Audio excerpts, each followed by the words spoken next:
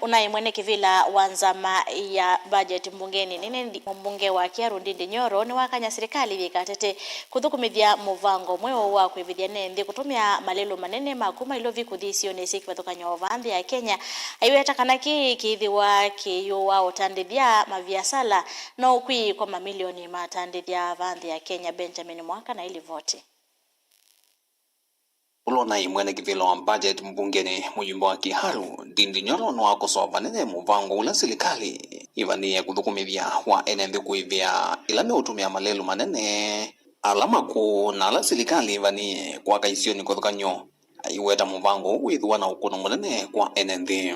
The Ministry of Roads now through Kukany'A is in the process of coming up with ways of tolling our roads or instituting charges on the usage of roads. And this may impact on the roads that are already built, but also on the projects that are in the pipeline to be built. Roads infrastructure plays a critical role, but we have to always look at the cost of usage of this infrastructure.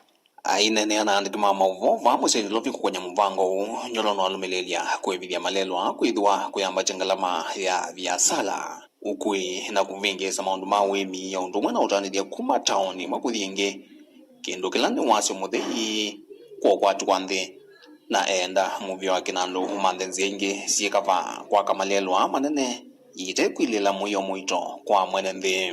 What we are basically doing is increasing the cost of doing business, because now the motorist will be made now to pay for the fuel, pay the road maintenance levy in the fuel, which they already pay, but on the side, they'll again be needed to pay an extra cost of using this road.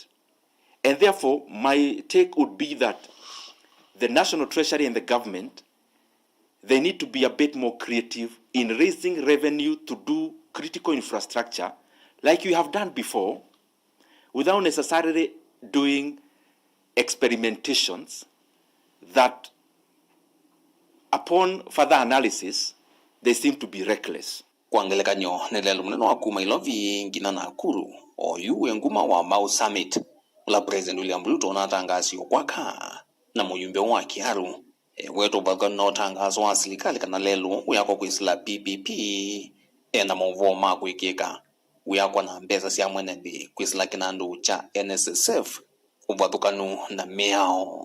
And in the initial stage we are talking about close to 170 kilometers of road.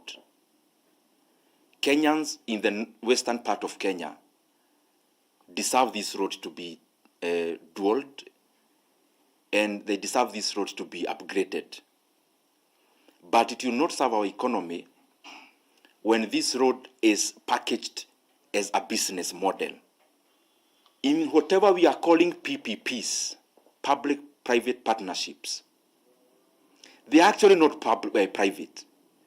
They are mostly entirely public. We are just running away from responsibility and liability.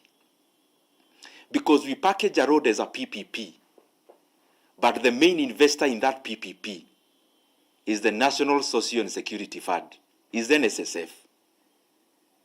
We have now gotten into a road where, and a slippery one for that matter, that anything consequential you see happening in Kenya is actually workers' money. Vilingwa mauvoko wa musini wa Ilovi nito Benjamin mwaka.